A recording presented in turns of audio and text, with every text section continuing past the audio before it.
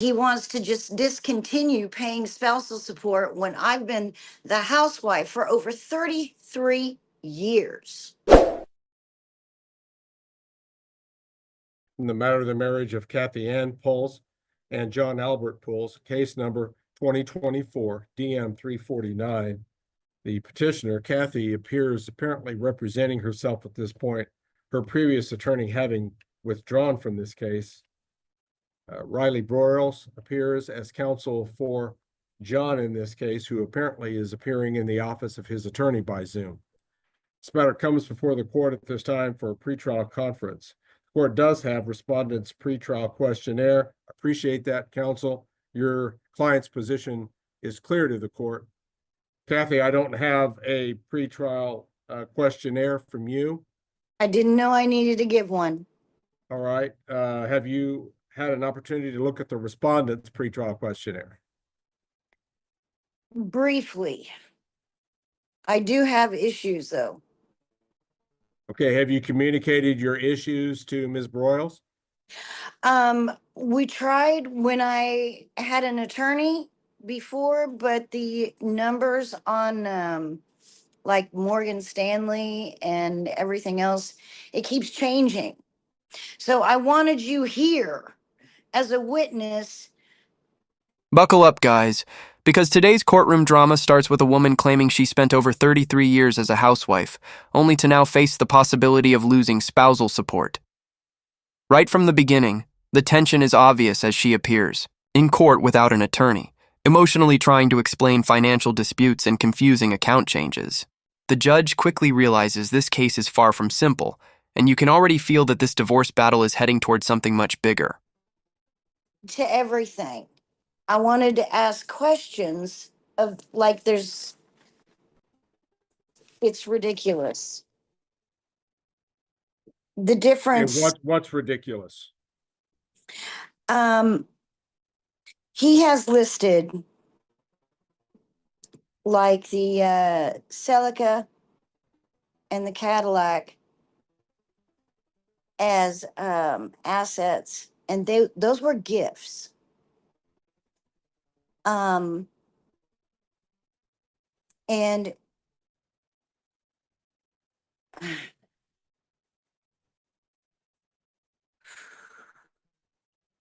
the original amounts that were on listed, like the Morgan Stanley, for it was originally 820,432 and 11 cents, and now it's 800,758.55. That's almost a difference of $20,000. And the portfolio management, there's a difference of almost 15. And the UMA 4897, there's a difference of almost, well, a little over 7,100. All right. Can you explain these discrepancies, Ms. Broyles? Yes, to a degree, Your Honor. So the original amounts that we had listed were from a old spreadsheet, and then we were able from Morgan Stanley, and then we were able to obtain more accurate information from Morgan Stanley with updated statements, and so we updated the spreadsheets accordingly. The first couple spreadsheets, we didn't have all of the information we needed, but since that time, we have received the correct information. And I believe, I have to double check my emails, but I believe we provided that information to Ms. Pulse's previous attorney way prior to her withdrawal in the case, Your Honor. Right. Is there consistency in the valuation date on this spreadsheet?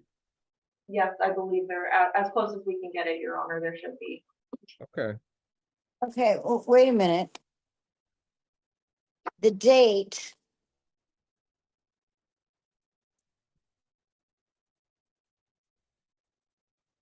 Let's see. On this spreadsheet, it was January 28th of 25. When was the last time you received information from Morgan Stanley? So the figures that we are using for the Morgan Stanley account are from December 2024 reports. Yeah, this is from January. These differences are from January. I'm As not sure, the- Your Honor, I'm not sure what she's looking at, so it's hard for me to say what she's looking at versus what it was included in her pretrial questionnaire. And I mean, frankly, at trial, I'm happy to provide all of the supporting documentation that supports the figures that are on our spreadsheet. So I don't want to box myself into a corner by making statements. I don't have the statements. I wasn't prepared to fully discuss those today. So. All right.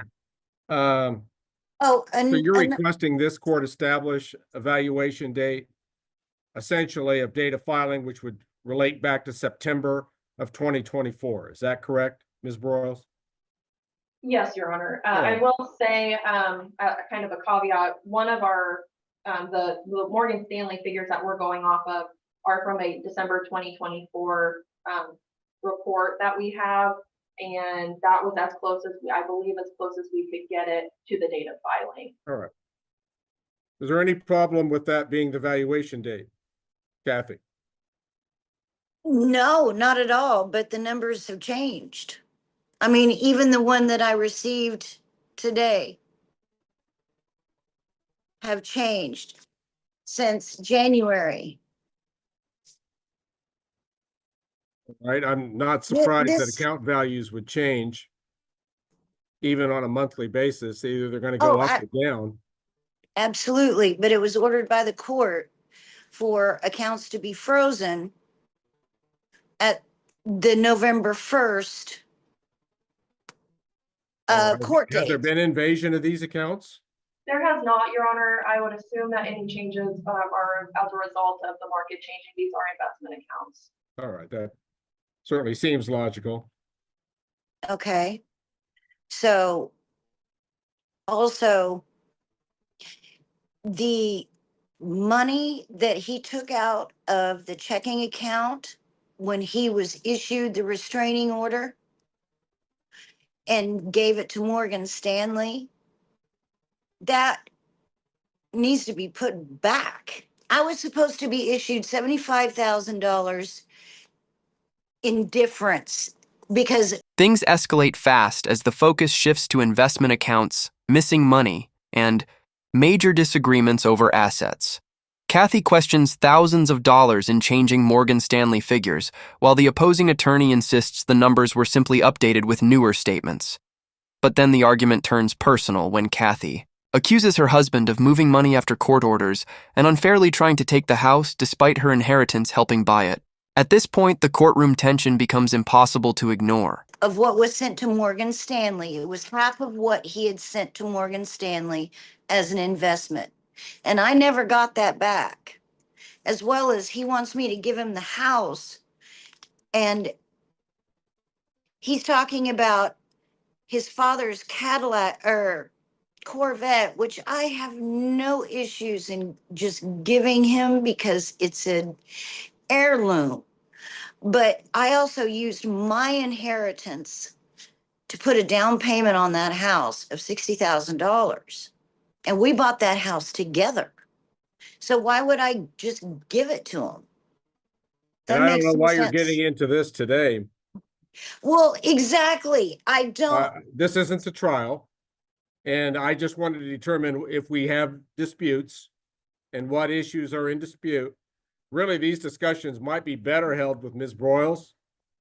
If you have a complaint with their proposal, they've at least laid out for you what they're going to be proposing to the court. You haven't done that for them, I did. as I I understand. don't know the law. I don't know what I'm supposed to do. And also Well, it's actually, I think you do, because you seem to be able to identify disputes quite readily where your problems are with their proposal. Here would be my suggestion. In fact, it'll be my order. Kathy, if you're going to represent yourself on this thing, then I'm going to establish 14 days from today's date for you to give a formal response to Ms. Broyles on the issues on the pretrial questionnaire. okay. If it could be done in a manner that she could understand, you might even just take a copy of it, write your comments on it. I'm not going to tell you what format to use, But if you've got an issue with what her proposals are, you let her know what those issues are. And why. Okay. And, You have 14 the, days to do that, because I think Ms. Broyles needs to know what's in dispute and what isn't. okay. As well as perjury and, I don't know what you mean by perjury.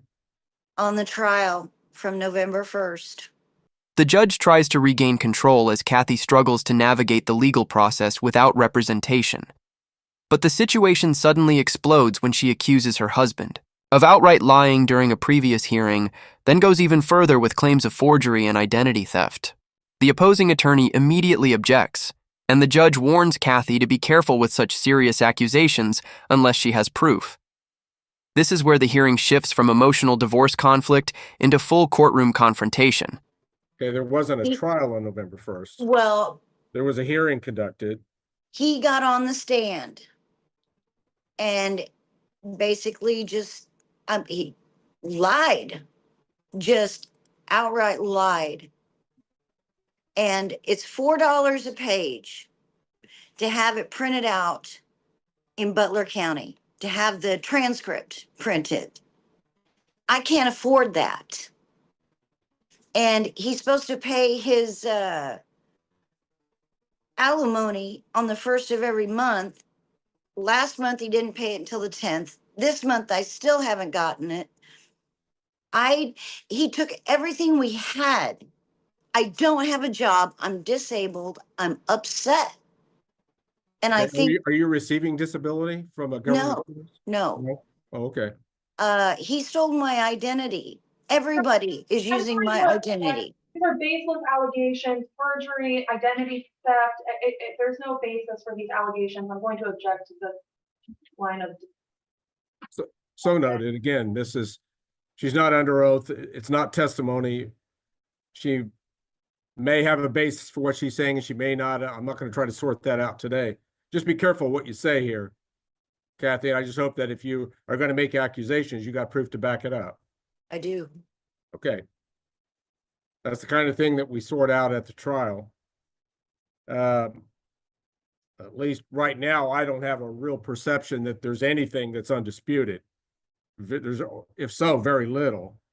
We've Well, got issues regarding property valuation, property division, perhaps spousal support. mhm. Those issues still exist. The fact of the matter is I just wanted it to be fair and equal and reasonable. I mean, he wants to just discontinue paying spousal support when I've been the housewife for over 33 years. So, yeah. Are you capable of rejoining the workforce? No, because I pretty much gave up my mobility, having children, raising those children. I used to get ablations on my lower back. They'd give 8 different sections of my lower back. I can't afford that anymore. And I had to quit jobs because of the pain. I do not take pain medicine. I do not drink.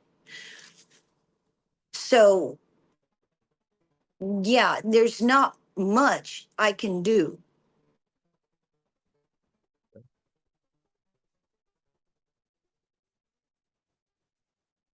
I've had surgeries. I've had my left knee replaced 3 times, my right once. I've had a I've had 7 different surgeries.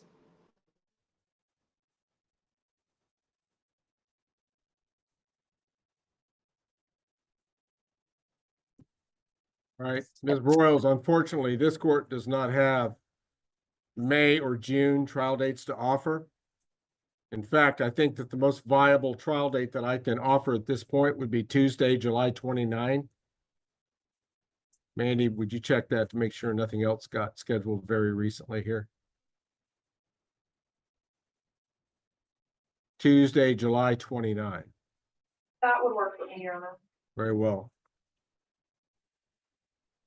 Court will establish Tuesday, July 29, 9:00 a.m. Courtroom B, in person, Butler County Judicial Center in El Dorado, Kansas.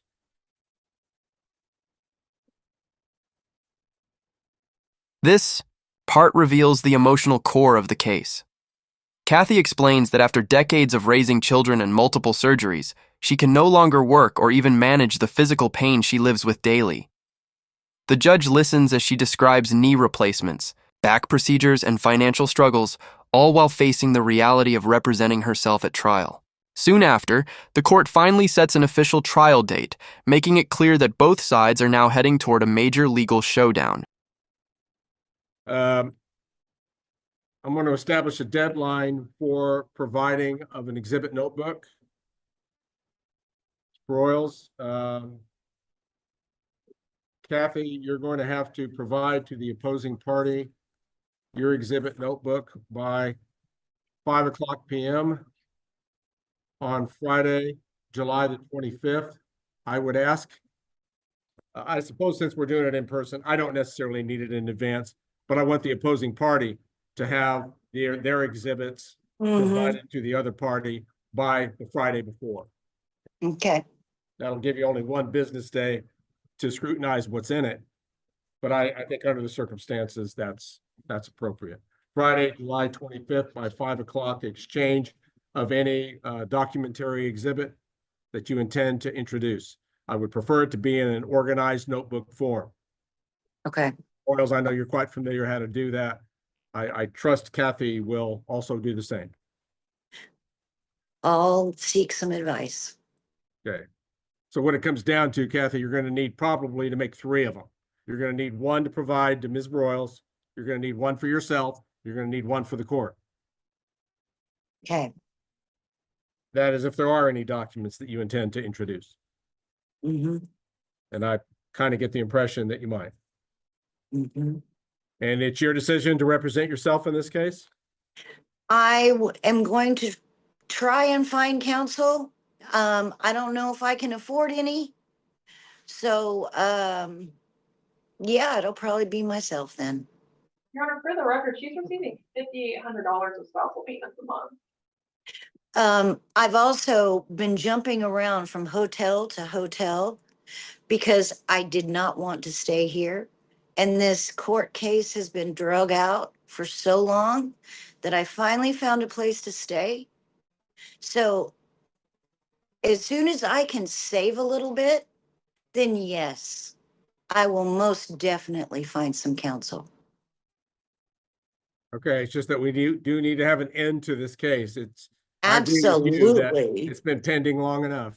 Exactly. And we've established a firm trial date in person on July 29th. Okay. And you've got a couple of months here to get your house in order and everything prepared. Right. We'll expect both parties to be ready to present evidence to try to work toward finalizing this case on July the 29th. Absolutely. Okay. And remember about that 14 days to get your position in writing to Ms. Broyles. Okay, which means my position, what do you mean On the issues that she's laid out in her pretrial questionnaire, her client's position on, I think, all Okay. the issues in the case. Okay, I got you. All right. If Okay. that isn't okay with you, No, that's fine. I then will. you need to make sure she knows exactly what parts of it you're disputing and what your position in return would be. Okay. Okay. Because it's only fair because you already know Oh, yeah, they need to know your side. absolutely. Okay, very good. Trial date again, Tuesday, July the 29th, starting at 9:00 a.m., courtroom B, Butler County Judicial Center. All right, Ms. Broyles, anything else that the court needs to address at this time? I do not believe so, Your Honor. Would you like me to file a pretrial conference order? Essentially, what would you include in this order since Just you the don't really deadline. have, excuse me, I apologize for interrupting. Your go Honor. ahead. Just the deadlines and the trial date. So that's Please do so, counsel. I think that would be helpful for purposes of stating it in the record. Okay. So thank you. I appreciate your efforts in that regard. All right, Um, Kathy, anything further we need to address at this time? The transcript from the trial on November 1st. Okay, that was a hearing, not a trial, but Well, oh, you can order that from the court reporter, but you'd have to make the Pay it. appropriate deposit for their preparation. right. Okay. All right. Okay. All right. Very well then. If there's nothing further then, this matter will currently be in recess, and this meeting may be ended for all at this time. As the hearing comes to an end, the final moments leave viewers with even more questions. The opposing attorney reveals Kathy is receiving $5,800 a month in support, while Kathy explains she has been living between hotels because of how long this case has dragged on. The judge pushes both sides to prepare for trial and finally bring this divorce battle to an end. But with accusations, financial disputes, and years of resentment still unresolved, this courtroom fight is clearly far from over. If you enjoyed this breakdown, make sure to like the video, subscribe to the channel, and we'll see you in the next video.